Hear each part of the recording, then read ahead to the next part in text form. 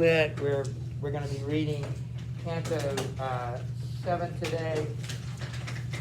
And as I've done all morning, I'd like to review. Can somebody tell me what the first section of hell is? Or the vestibule?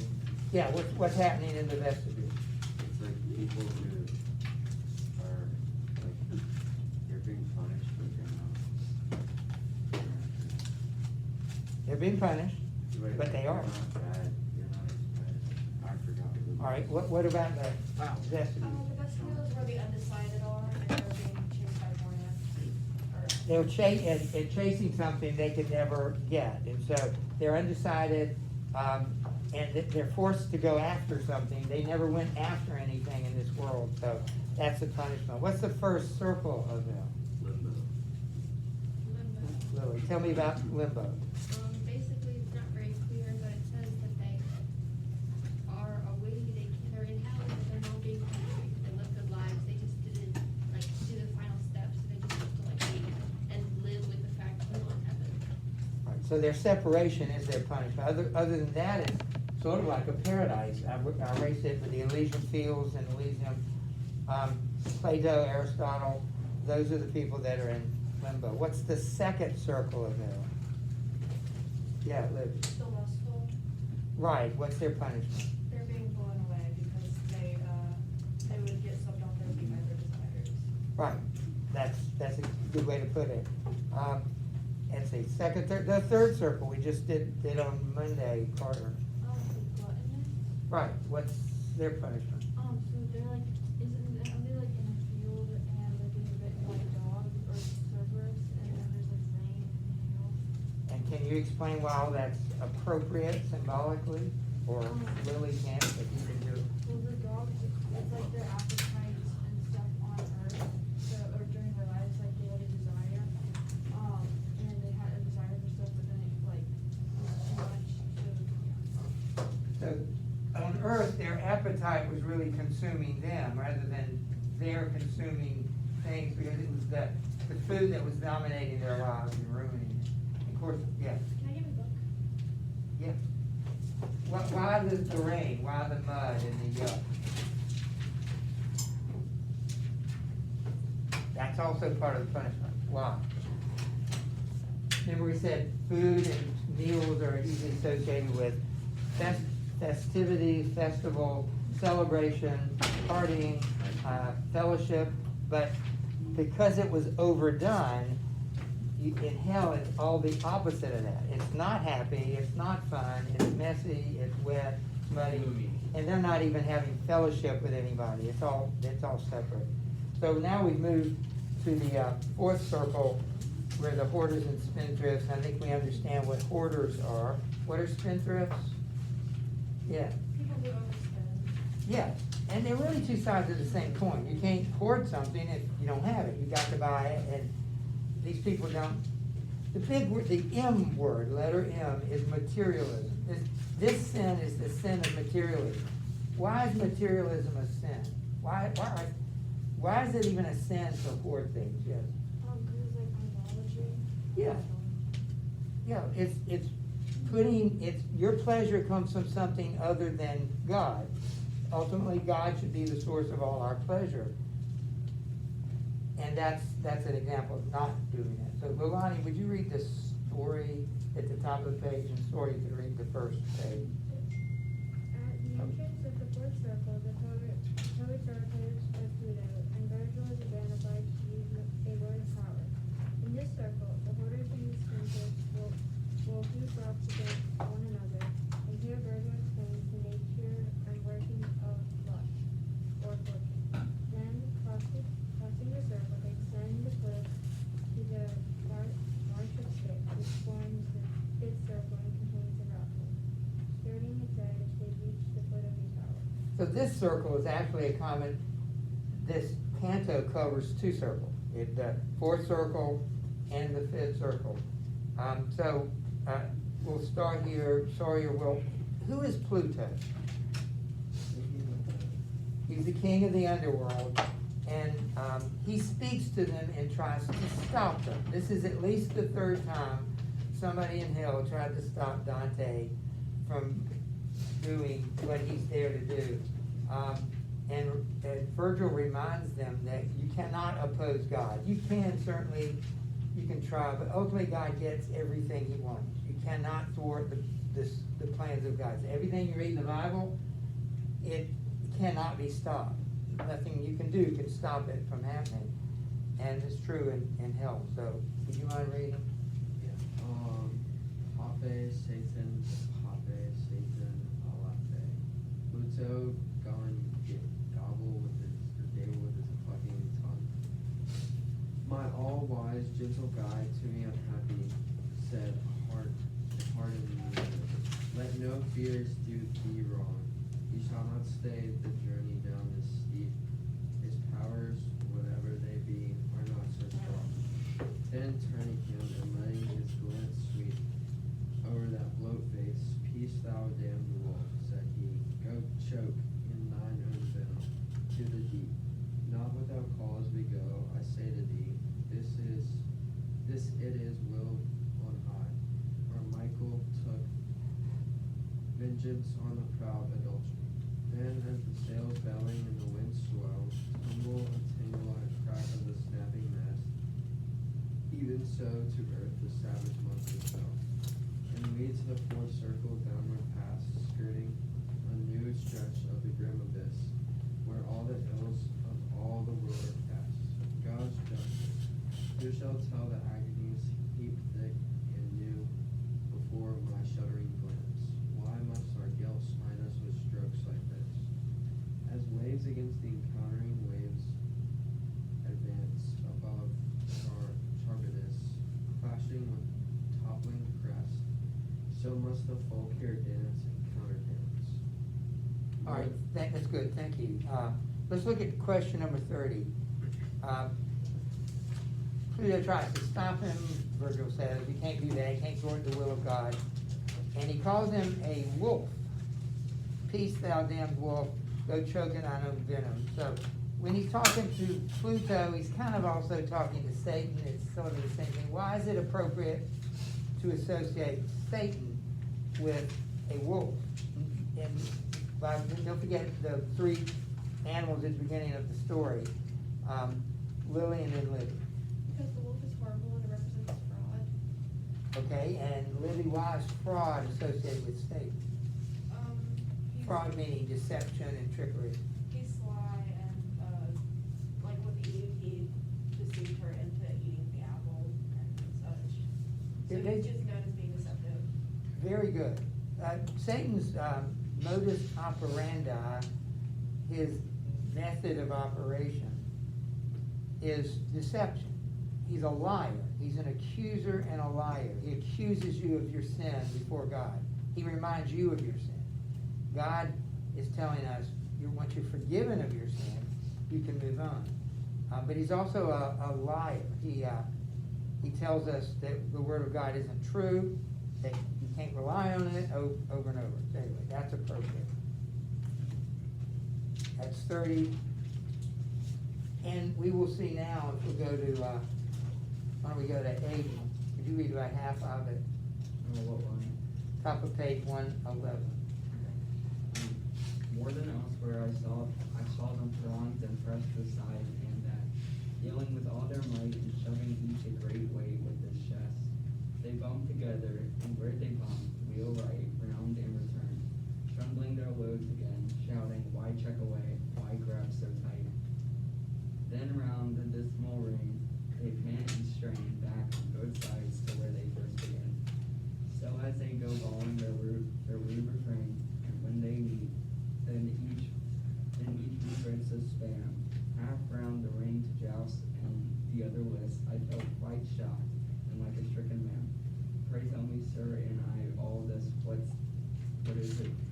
Who are these people? On our left I find numberless tonsured heads, was each a priest. And like, said he, these were so squint of mind as in handling of their wealth, use no moderation, none in either kind. All right, so what is the punishment? Didn't even ask you this, but you gotta know this. How are these people being punished? Yeah, If the roll huge rocks, yes. Now, do you have any idea what those rocks might represent? their earthly desires. Yeah, and the things that they collected and that they're spending for, that, it's showing that materialism is a burden. Wanting things, putting your happiness in things becomes a burden. It's not liberating. But there's more. So Carter, would you start there? There's a second thing that we have to address. That's plain. Is it? That's plain, yes. That's plain from their shrill weapons of abuse at the ranged turn, where opposite degrees of crime divide them into rival groups. They who pates boast no very canopies are clerks, yea, popes and cardinals, in whom covetousness hath made its masterpiece. Why, sir, and I, surely there must be some basis and will in all this gain, thus brought by these defilements to a common doom. Nay, he replied, that is an empty thought. Living their minds distinguish nothing, dead they cannot be distinguished. In this sort they'll but enroll forever. When from bed they last trump wakes the body, these will be raised with tight fists, and those stripped hide in head. Hoarding and squandering filch the bright world's glee away, and set them to this tourney shop, whose charm you know embroidered words from me. All right, so look at question number 32. Dante asked Virgil, why can't I recognize anybody? He always sees people he knows. Throughout hell, you'll find somebody he recognizes. He says, I can't recognize anybody. I don't recognize anybody. Why is that? And Virgil's response was, living their minds distinguish nothing, dead they cannot be distinguished. What does that mean? It's question number 32. How does the punishment work here? Yeah. They can't distinguish between like what's important in life, like the worldly side and then having like the treasures and having, so you can't distinguish them how. Yes. Nobody can distinguish between, everybody looks the same because on earth, they treated material things as of equal value. The hoarder, he saves the trash from lunch along with the wedding ring and the picture album from his family. They're all equal importance, and that's absurd. The trash that you use doesn't need to be saved. The wedding ring, the pictures from your childhood, that should be saved. They can't tell the difference. All right, so turn the page and we'll go to Luke, and this begins a discussion of luck. What did we say luck was? Well, let's see what Libby's got. Something good will happen to you by a rare chance. The word chance is a part of it, right? What were you gonna say, Dan? I was just gonna say, something like to the same extent, but, I mean, luck and providence are sort of similar. Like, some people believe that luck is like, nobody has control over it, and sort of just happens, while others believe that God has power over all things. Good. And luck is nameless, formless. It doesn't have a name. We call it lady luck, but there's no God there.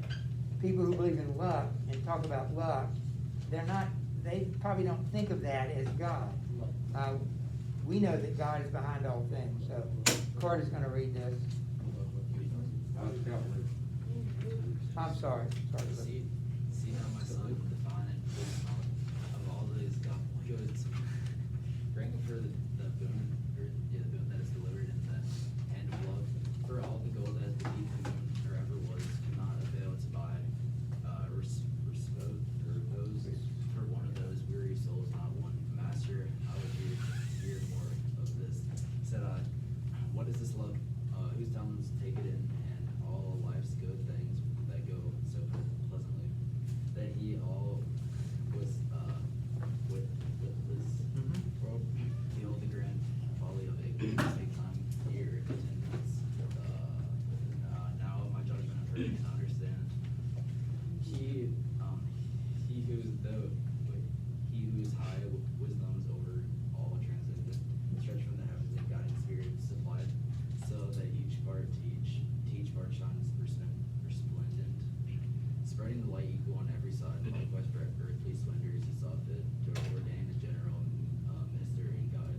Alright, that's good.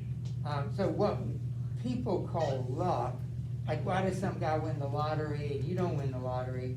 We know that it's, I think somebody said chance. Chance is just a mathematical probability. Sooner or later, the number's gonna come up, and you just happen to be in line at the right place at the right time to buy that number, and somebody somewhere just, again, we would say accidentally or randomly, there was no purpose, the number shows up. Those two things have to come together. That's what, really God is even behind that. He even determined, I wouldn't wanna win the lottery. Do you need $20 million? Do you need $10 million? Do you even need $1 million? I mean, you think about it, if suddenly you became a millionaire, your life would change. Maybe you don't want it to change. You know, you'd have to do something with that money. You're gonna have to give it to people. People are gonna be asking you for it. You're gonna have to buy more locks for your house if you buy bigger things. You know, it just, honestly, I could use $20, but I don't need 20 million bucks. I mean, it's strange, like, really, we don't need that much money, and most of us really wouldn't want it. It's almost like a curse rather than a positive thing, but anyway. So they've talked about luck, and why don't you read by whom vain wealth? Yeah, By whom vain wealth as time grew ripe for it, from race to race, from blood to blood should pass, far beyond hindrance of all human wit. Wherefore some nations minish, some amass great power, obedient to her subtle codes, which are hidden like a snake beneath the grass. For her science finds no measuring rods, she in her realm provides, maintains, makes laws, and judges, as do in theirs the other gods. Her permutations never know truce nor pause. Necessity lends her speed, so swift in fame, men come and go, and cause succeeds to cause. Lo, this is she that hath no first a name, even from those that should give praise to her. Luck, whom men senselessly revile and blame. But she is blissful, and she does not hear. She, with the other primal creatures, gay, taste her own blessedness and turns her speed. Think about that. People curse luck. You know, like things are going bad for you, and they curse their luck. I've never really heard anybody praise luck. He points that out. Again, it's just, if you believe in luck, you know, that, we don't believe there is such a thing. There's no God of luck, you know. There's God, and he does dispense his blessings in these areas. In materialism, he allows those, and sometimes they're not a blessing. So Lily will keep going. Come, more piteous woes melt away, all stars that rose when I set out from sea, and the high powers permit us no long stay. So to the further edge we crossed the ring, hard by a bubbling spring which, rising there, cuts its own cleft and pours on down the brink. Darker than any purse its waters were, and keeping company with the ripples dim, we made our way down by the eerie stair. A marsh there is called Styx, which the sad stream forms when it finds the end of its descent under the gray, malignant rock foot grim. And I, staring about with eyes intent, saw blood-stained fingers in the mire beneath, naked with looks of savage discontent. At fisticuffs, not with fists alone, but with their heads and heels and with their bodies too, and tearing each other piecemeal with their teeth. All right, so let's just keep reading, Charlotte. We're going to look at the wrathful. Another way to describe the wrathful is the angry. So the fourth circle is the river Styx, which is more of a marsh than a flowing river, but it's the river where the angry are going to be punished. And we've just seen one punishment, Charlotte's gonna read about the other one. Yeah. Is it like a swamp or is it Yeah. like, Yeah. mire, like mostly mire? I think both. Okay. I don't, yeah, Okay, yeah. Sure. The kind master said, here may I stop you, the souls of those who yielded them further I have we know and hold for true. That others love and faith in whose vile God, whose sighs see there. Wherever one may look, and bubbling up to the top and you get fog. Fogged there they say, sullen we were we. We took no joy of the pleasant air, no joy of the good sun. Our hearts smouldered with a sulky smell. Sullen we lie here now in the black mud. This hymn they gurgle in their throats for whole words they can no wise write. Thus we pursued our path round a wide arc of that vast pool between the soggy marsh and the early shore, still eyeing those who gulped the marish pool and reached at length the foot of a tall tower. All right, so the angry are being punished in two different ways because there are two different ways to handle anger badly. So what are the two different ways that people if you're angry, you have really two options. Neither one of them is good. Give me one. You hold a grudge. So you kind of keep that in your heart. Okay, so that's one way. You don't let it out. You don't show people, but it's in your heart. What's the other one? You lash out. Yeah. And in hell, these people are being punished in two different ways. Notice we've said from the beginning, in Dante's hell, your punishment is appropriate to the crime. Not everybody gets the same form of punishment. So the people that lash out, I like that word, they are being punished by fighting each other. They literally are in the river constantly fighting other people. Active That's the active. But what is the other kind? Yeah. with passive wrath, And how is it being punished? because they're like sitting under the mud and water, and they like, because they have all their anger in. Yeah, and it's like being drowned. And so active and passive are the two ways. And so at the end of the book, or end of the page, they come to the end of the fourth circle, and they see this activity in the fifth circle, which is the river Styx. They have to cross the river Styx in order to get to the other side of it. This might be a dumb question, but is there anything, like, any motive behind why they're fighting each other, or are they just, like, fighting? Like because sword that's what they are? Yeah, in hell, it becomes more of a punishment. They're just constantly angry. So at some point, people don't even know why they're angry. You just made me angry. And so in hell, they live in a constant state of anger, so they're constantly fighting. It's almost like they don't even have reasons anymore to be angry. They're just angry. You know, there's nothing provoking the anger. It's just who you are. That's the thing about sin. We don't want to become the sin. We feel like, well, I got this under control. I'm still me. When you get to be a junior, you can read Dr. Jekyll and Mr. Hyde. And here's a man, Dr. Jekyll, who he wanted to keep certain things in his life very hidden. And they were the sinful part of his life. But he wanted to be seen as a very respectable person. So as Dr. Jekyll, he was very respectable. But he created a potion that could turn him into another person named Mr. Hyde. And as Mr. Hyde, he could be as mean and as bad as he wanted to be. And literally, no one would ever suspect Dr. Jekyll because Hyde is a different person. But as the book goes on, Mr. Hyde comes to dominate Dr. Jekyll. And Dr. Jekyll became Mr. Hyde instead of the other way around. In other words, he had to work hard to get back to Dr. Jekyll. I've heard that about drug people that are on drugs. After a while, you have to take more of the drug to feel normal. At first, you were taking it to feel better, but then at some point, you have to take more just to feel normal instead of feeling better.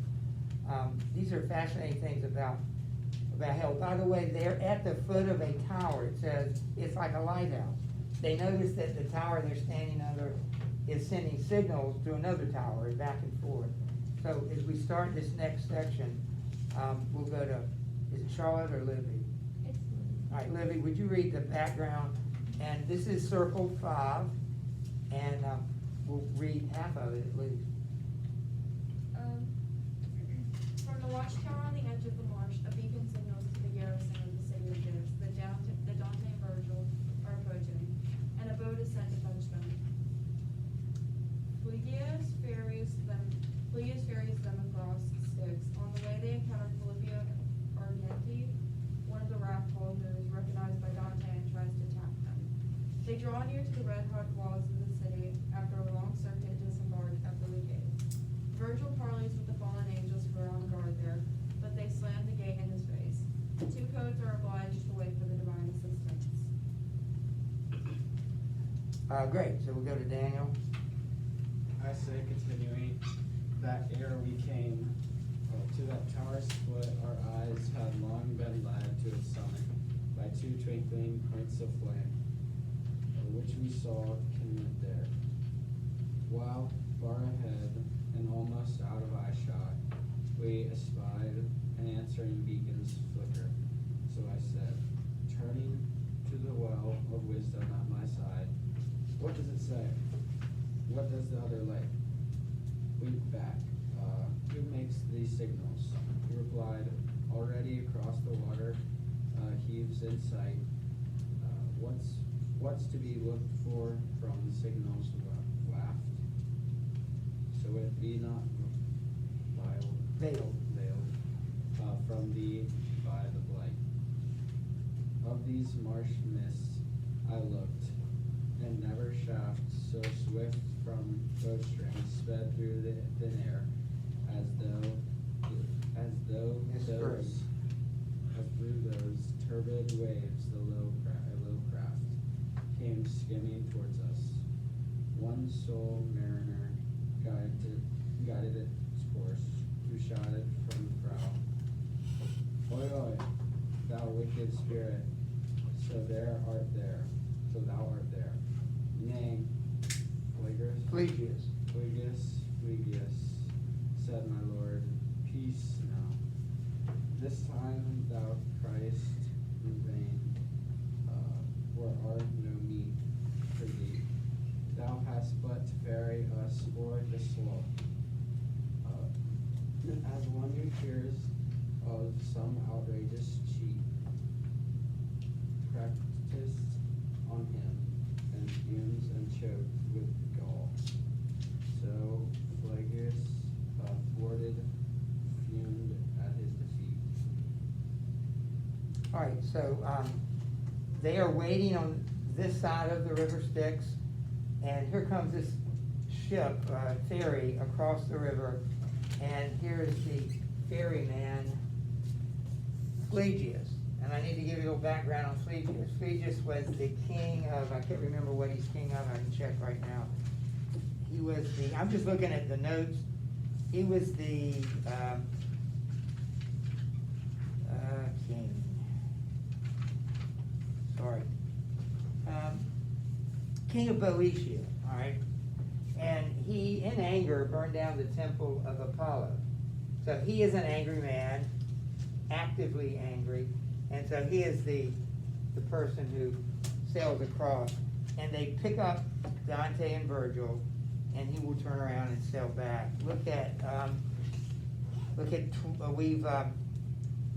We actually, on 33, let's go back to 33.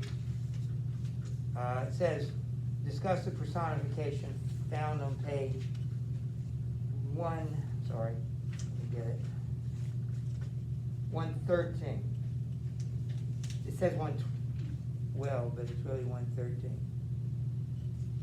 Anyway, I'll give it to you. The stream or Styx is described as being sad, so that's personification, yes. Isn't the hand of luck, isn't that also your personification? Yes, where do you see that? It's 63.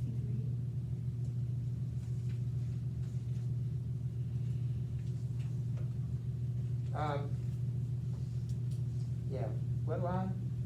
63.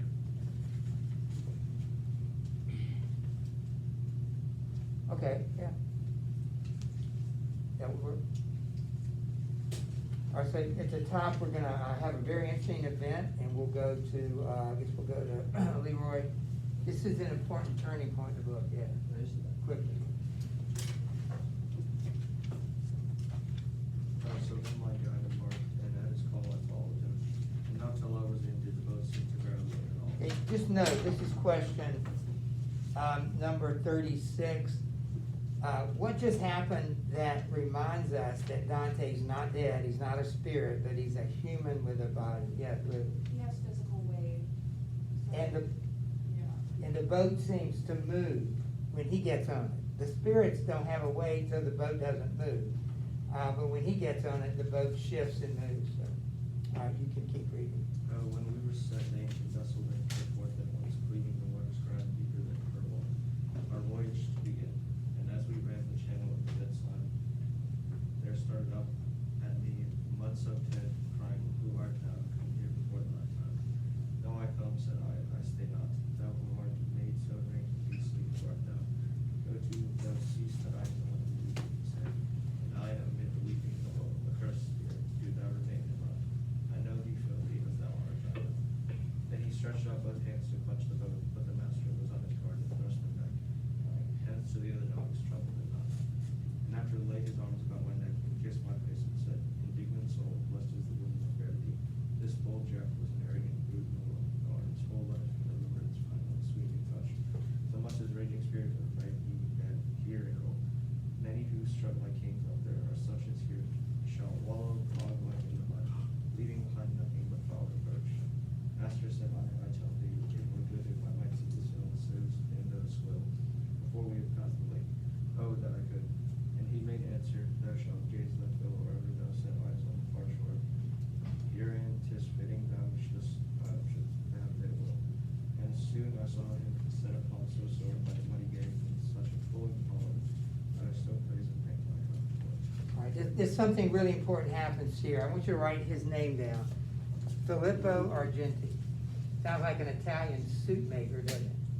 I'm wearing a genuine Filippo Argenti suit. I don't know who he was, but he's somebody that Dante knew.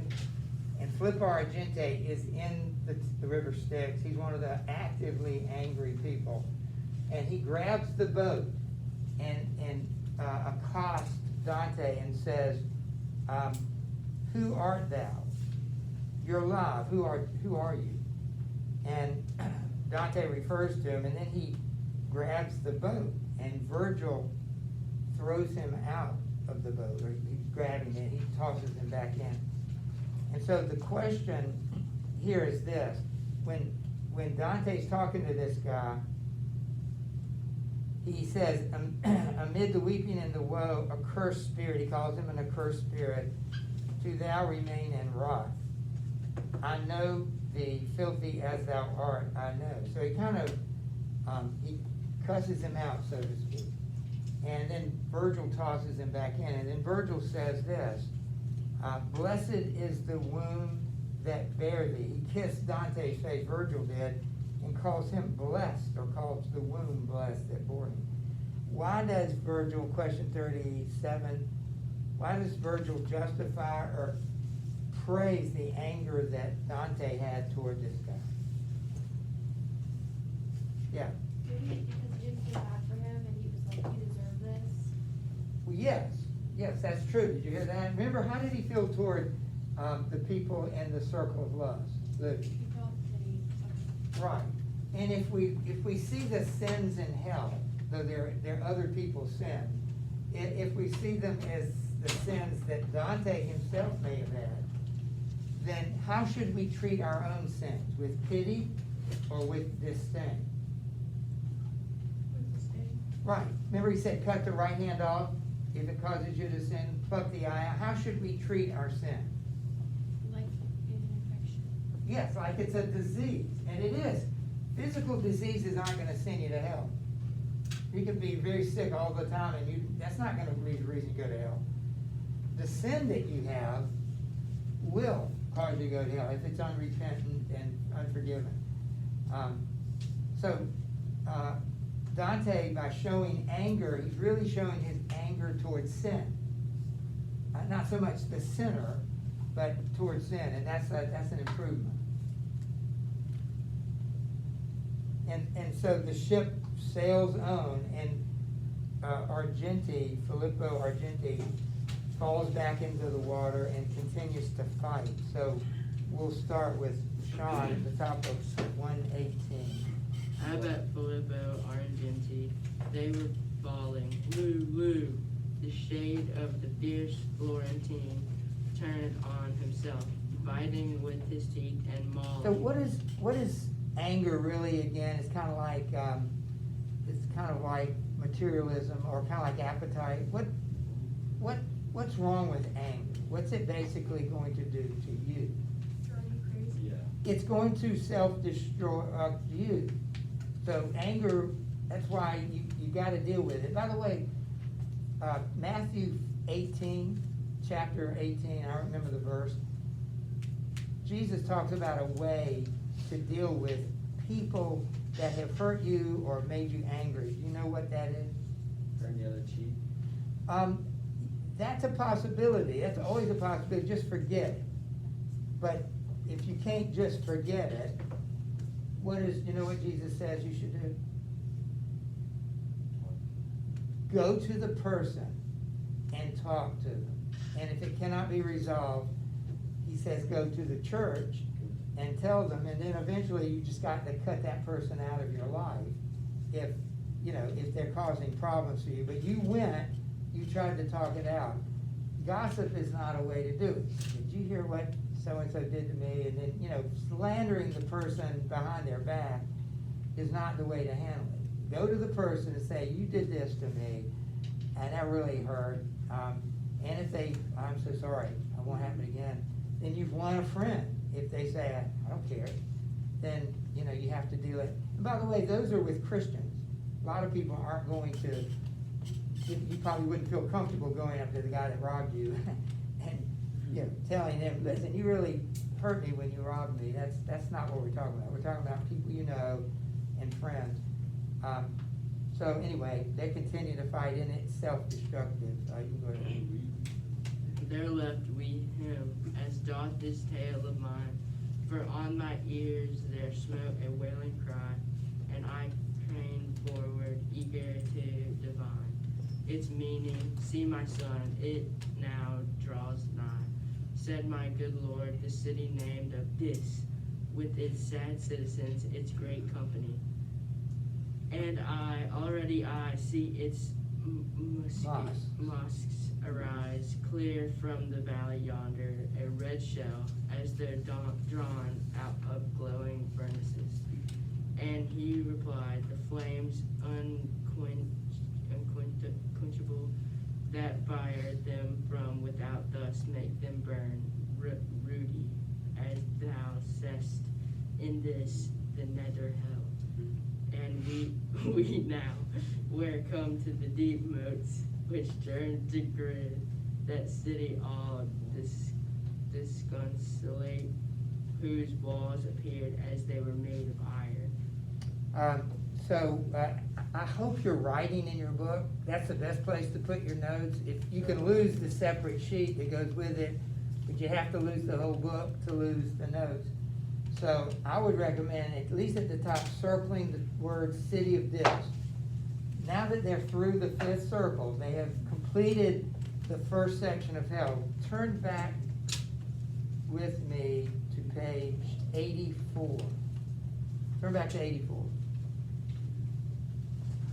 There's no excuse on this test not to know everything you need to know, because you have diagrams, you have notes at the top of the page, you have notes in the book, you have summaries. All right, so look on page 84, top of the little circle there. You see the gate of hell, see the vestibule, you see the dotted line represents their path. They cross the river Acheron into the limbo, and they cross limbo through the castle into the city of the lustful, the circle of the lustful, then the circle of the gluttonous, then the circle of the spendthrifts, and now they're crossing the river Styx to the city of Dis. They're halfway through hell geographically, but not, I mean, we've only looked at 5 or 6 sins and they're 24, so there are 18 left or more. So they've come to the city of Dis. This is another word for Pluto or hell, okay? I mean, Pluto or Satan.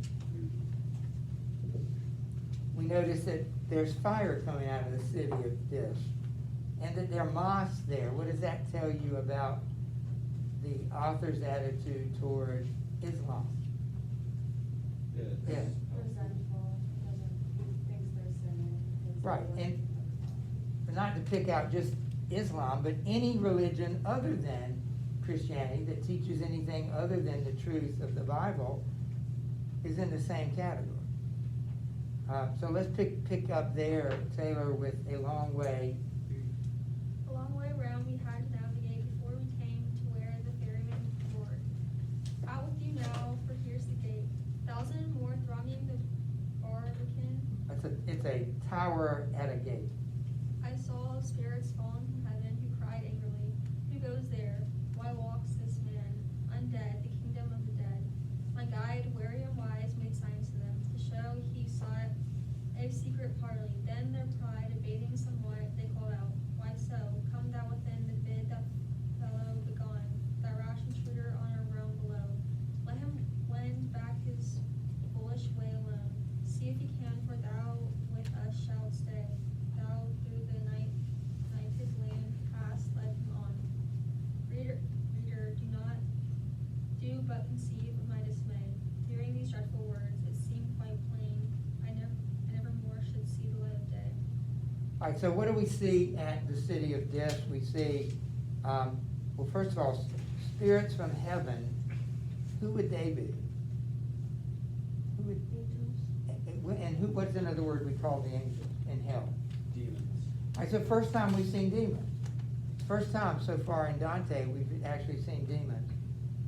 And what Virgil does is he's planning to have a talk with them, a parley, because they got to open, he can't get in.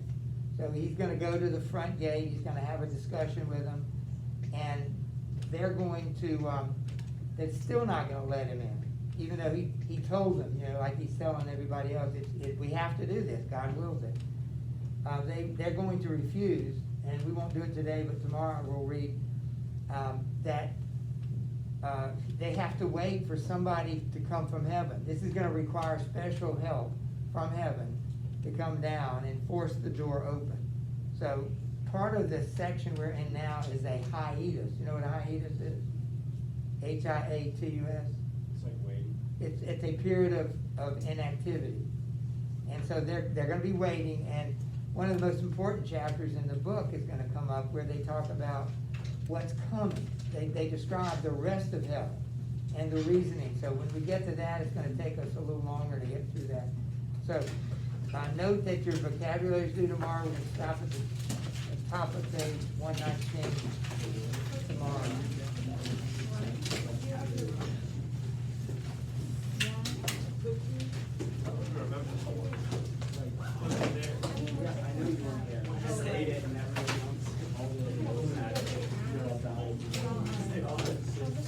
Hey. So I missed the vocab quiz, Right. and I'm not supposed to take any quiz or test this week. So next week or like whenever it's good for you, like we'll take up the other quiz. And we will have next week's test too, or vocabulary quiz. Oh yeah. There will be the vocabulary due Thursday. Guys, tomorrow the vocabulary due, don't leave here. Sure. And I don't know, I probably need to look at your vocabulary. I don't know if I've seen it, but at some point I just need to check it. Last time. All right, you show it.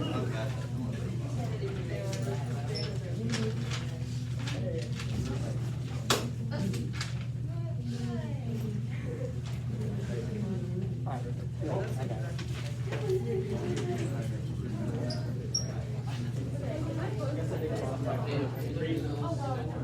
All All right, you go, we'll see ya. So we, I literally wrote everything down. He annotated. And Sarah, did you do the did you do the, In the first the scripture on like, the hell first couple of weeks. last week? Yes, I did both. Okay. I don't know that I have that down either. Yes, it's on Google Classroom. Okay, oh, I see, okay, I get it.